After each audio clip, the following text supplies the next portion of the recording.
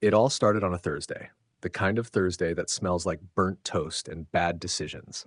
I was trimming the hedges with a pair of scissors because my weed trimmer mysteriously disappeared last week, which now feels suspiciously convenient. My son Max had just finished polishing his brand new bike, a beautiful chrome beast with neon green tires and handlebars wrapped tighter than Karen's Botoxed forehead. He saved for 6 months selling lemonade, shoveling snow, and even babysitting Mrs. Delacroix's evil parrot. That bike was his soul on two wheels. Enter Karen, queen of the HOA. She strutted down the sidewalk in her oversized sunglasses and that hideous leopard print muumuu like she was auditioning for Real Housewives of Pettyville. She had her yappy Pomeranian stuffed in a designer bag that cost more than my car insurance, and her attitude was as sour as expired milk. Karen never liked me. Something about non-compliant paint colors and you're lowering the value of our community with your tacky garden gnome. Whatever. I turned my back for 10 minutes. 10. That's all it took. When I came back, Max was standing in the driveway with tears welling up in his eyes, pointing at the empty space where his bike had been. Cue the record scratch and slow motion scream in my head. I sprinted around the block like a budget Liam Neeson looking for my son's particular set of wheels. Nothing. No tire marks, no witnesses, no hope. Until Marcy, our neighborhood's version of a nosy Reddit thread, came power walking over, swinging her arms like she was launching a missile. "You won't believe this," she gasped between gulps of air. Karen was riding a bike, a kid's bike, like your kid's bike. I saw her pedaling down Maple Street with that hideous dog in the basket like some cracked out version of E.T. Now, most people would call the police, but I'm not most people. I don't call 911 when someone throws the first punch. I come back with a full UFC highlight reel. I marched straight to Karen's house, kicked her decorative welcome rock off the porch, and rang that bell like I was summoning demons. She answered the door smirking like she'd just stolen Christmas. "Can I help you?" she chirped, her lips so thin they looked like they were trying to escape her face. "Where's the bike, Karen?" I growled, arms crossed, heart thundering like a bad dubstep track. "Oh," she said casually, twirling her hair. "I confiscated it. HOA rules. Bikes left unattended become community property. Maybe next time you'll read the guidelines." I blacked out for a second from pure rage. Community property? Was my kid's dream a toaster oven now? My eye twitched so hard I thought I had developed a new nervous condition. I didn't argue. I didn't shout. I just smiled. And when I smile like that, it means I'm already 10 steps into my revenge arc. 2 days later, I saw my opportunity. Her mom, sweet old Gertrude, was sitting outside in her motorized wheelchair enjoying a Werther's Original, minding her own ancient business. Karen was off arguing with the recycling guy about why glitter confetti counts as compost. I slid up, nodded politely to Gertrude, and casually asked how fast that thing could go. She smiled and said, "About 5 miles an hour with a tailwind." Perfect. She looked away for 1 second. 1. That's all it took. I grabbed the handles, whispered "community property," and took off down the street with Gertrude's wheelchair like I was entering the Daytona 500 of petty revenge. Let me tell you, nothing, and I mean nothing, screams unhinged suburban menace like a grown man barreling down the sidewalk in a stolen wheelchair while the victim's mother yells obscenities that haven't been heard since the Nixon era. Gertrude might be 92, but the volume on that woman? Olympic level. I swear I heard her scream, "You little thieving tater tot," all the way from the next cul-de-sac. I didn't even know wheelchairs could hit curbs like that, but somehow I pulled off a full Tokyo drift past Brenda's begonias without flipping. The wheels were squealing, the brakes were begging for mercy, and I swear at one point a squirrel gave me a thumbs up as I passed. I looped through the neighborhood like a grocery cart possessed by the devil himself until I hit my driveway, wheeled it into my garage, and slammed the door like I just robbed Fort Knox. Then I waited. The storm hit 20 minutes later. Karen came screeching into my driveway like a banshee in a Lexus, hair frizzed, mascara dripping like war paint, and her Pomeranian foaming at the mouth with the rage of 1,000 angry Build-A-Bears. She didn't knock. She pounded the door with both fists like she thought she was starring in a hostage rescue movie. "Give her back!" she howled. "You kidnapped my mother's medical equipment." I opened the door slow and casual, sipping a Diet Dr. Pepper like I had all the time in the world. Oh, you mean the unattended wheelchair sitting in a public space? I figured it was community property. Karen turned purple, like eggplant level purple. If she'd had laser vision, my eyebrows would have disintegrated. That's not the same, and you know it, she shrieked, stomping one orthopedic wedge heel into the porch like a toddler at a failing beauty pageant. I leaned in close. Neither was my kid's bike, Karen. Maybe next time you'll read the guidelines. She sputtered like a malfunctioning lawn sprinkler before storming off in a fury, her dog nearly flying out of her purse. I watched her stomp all the way down the street and slam her front door hard enough to trigger a car alarm 3 houses over. Now, if you think that's where the madness ends, you don't know Karen. She wasn't just mad. She was plotting. And when a Karen plots, innocent property's damaged, and neighbors get passive-aggressive emails, and small pets go missing. The next morning, I woke up to find my mailbox stuffed full of HOA violations. Violations for things I didn't even know existed. Apparently, my driveway was too emotionally aggressive in color, my garden gnome had an unsanctioned facial expression, and my recycling bin was cyclingly sexually suggestive. The cherry on top, a $75 fine for unauthorized wheelchair joyriding. The woman was clearly unhinged, weaponizing bylaws like she was preparing for suburban warfare. So I retaliated the only way I knew how, by going nuclear petty. I printed up flyers and slapped them on every telephone pole in a 10-block radius. Big bold letters, missing, community wheelchair, last seen escaping the oppressive rules of HOA tyranny. If found, please return to a more loving, less controlling environment.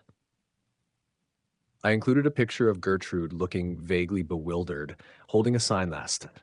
By noon, Karen was getting calls from confused neighbors asking if her mother had joined a cult. Meanwhile, my phone was blowing up with memes from residents who had clearly been waiting for someone to take her down a peg. I was becoming a local legend, the man who stole a wheelchair to avenge his son's bike. But oh no, the war wasn't over, because Karen had one more move, one last desperate power play that was about to blow this feud straight into DEFCON 1. You'd think after the whole wheelchair incident and my viral flyer campaign, Karen would retreat into her lair of scented candles and HOA handbooks to lick her wounds. But no, Karen doesn't retreat, she reloads. And this time she went full Bond villain with the theatrics. I woke up to a loud rumble outside, like a garbage truck with commitment issues. I looked out the window, and there it was, Karen standing on my lawn in a high-vis vest, directing a team of landscapers I'd never seen before. They were armed with hedge trimmers, weed whackers, and the kind of industrial-grade leaf blower that sounds like it's powered by satanic rage. I stormed outside in a bathrobe and flip-flops, holding my coffee like it was the last ounce of peace left in the world. "What in the dollar store Thanos is this?" I demanded. Karen turned around with that smug grin that makes people want to throw glitter in her eyes. "I filed an emergency beautification request," she said, flipping through a stack of forms like she was auditioning for Law and Order HOA unit. "According to Section 8, Paragraph 14, your front yard constitutes a visual hazard to the community's mental well-being." They're ripping out my begonias. They were off-center. That was it. That was the moment my soul left my body and came back with a vengeance. She declared war on begonias? Fine. But I wasn't going to fight her with flyers this time. No. This time, I was going to bring chaos. Beautiful, absurd, lawful chaos. Later that night, I snuck into Karen's backyard under cover of darkness like a discount ninja. My mission? The sprinkler system. I found the timer, rewired it, and set it to go off every 13 minutes starting at 2:47 a.m. The sound of wet, sputtering fury waking her up every quarter hour was my personal lullaby for the next 3 nights. And just to spice things up, I unscrewed her porch light bulbs and replaced them with flickering red LEDs, making her front door look like the entrance to a demonic escape room. But Karen? She hit back harder. I came home to find a massive sign stuck in my yard. "Wheelchair thieves live here. Lock your grandmas." A bunch of neighborhood kids were pointing and laughing, and someone drove by slow just to take a photo. I had reached peak humiliation. My son, mortified. My dog barked at the sign for an hour straight like even he was ashamed.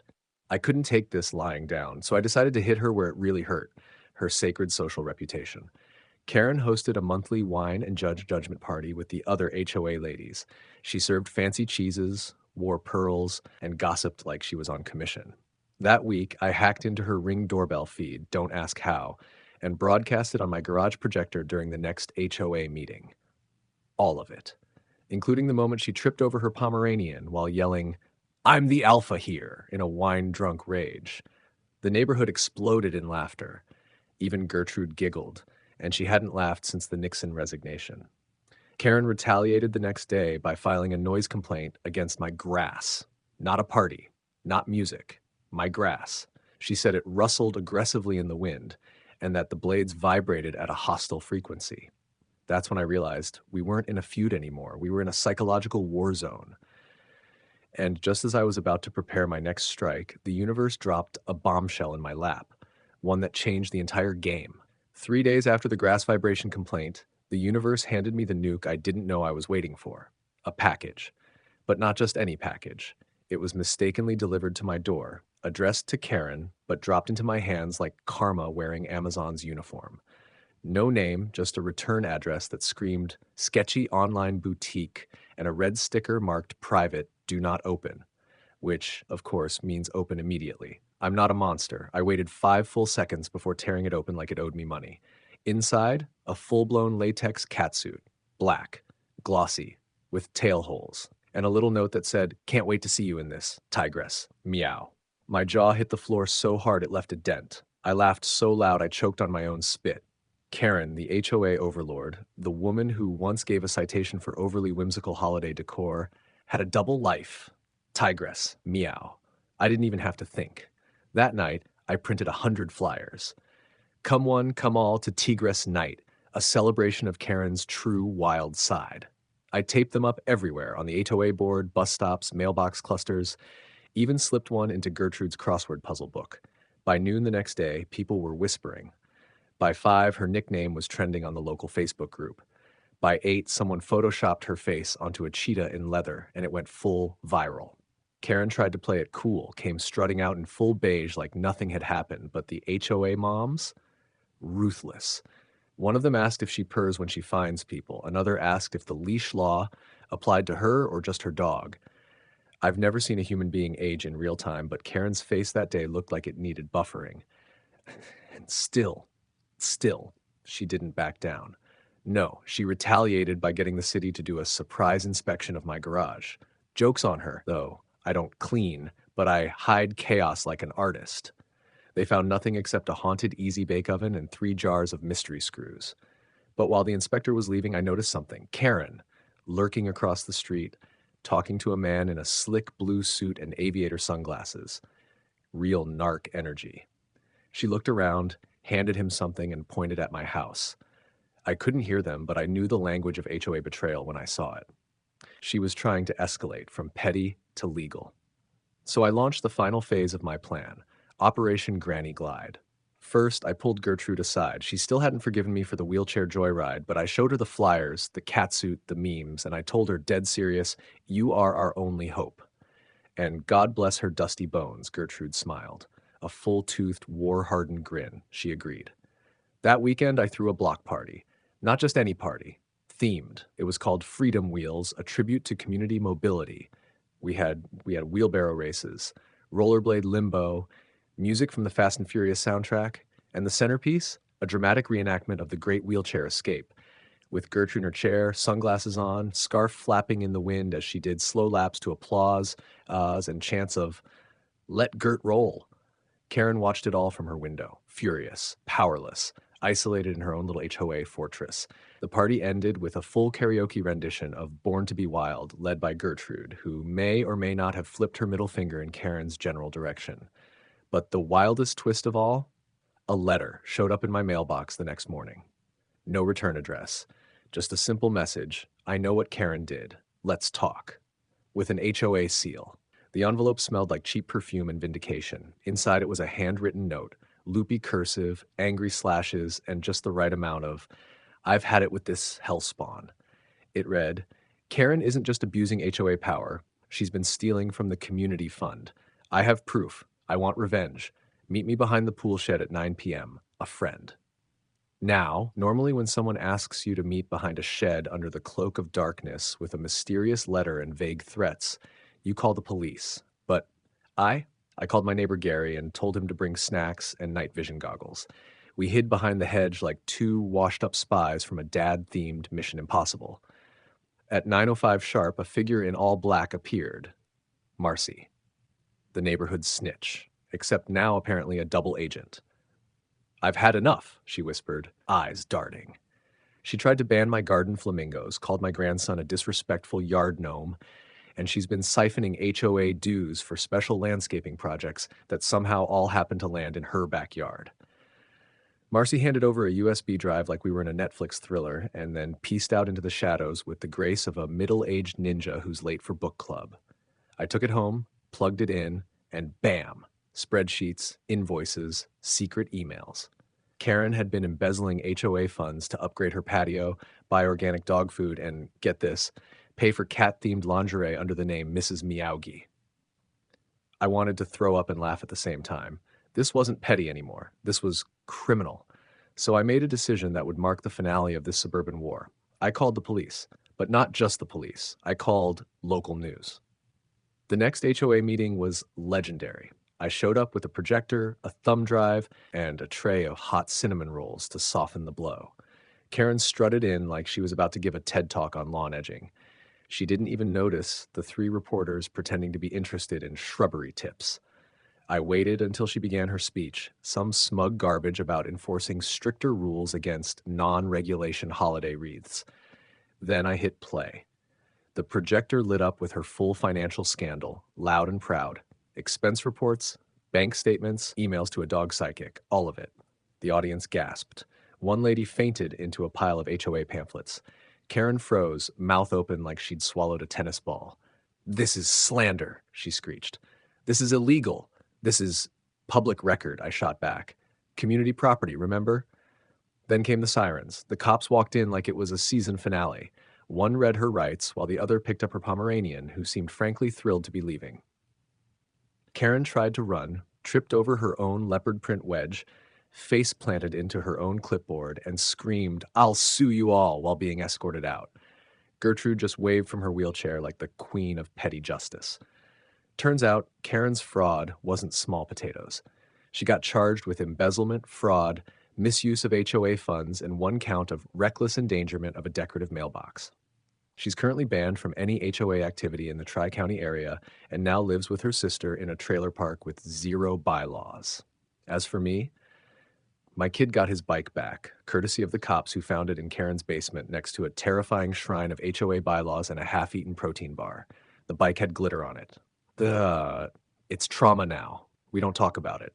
Gertrude? She moved in next door. I built her a wheelchair ramp with solar-powered LEDs, and we play poker on Thursdays. She cheats, but I respect the hustle. The HOA, Marcy got elected president. Her first act, legalizing garden flamingos, unsanctioned gnomes, and declaring an annual Karen-free day in the community calendar. And me? Every time I hear a squeaky wheel or see a stray bike, I smile. Because in the savage jungle of suburbia, only one truth remains. Don't mess with my son's bike. Or I'll roll up on you with grandma's wheels and a vengeance so spicy, it comes with a fire extinguisher. The end.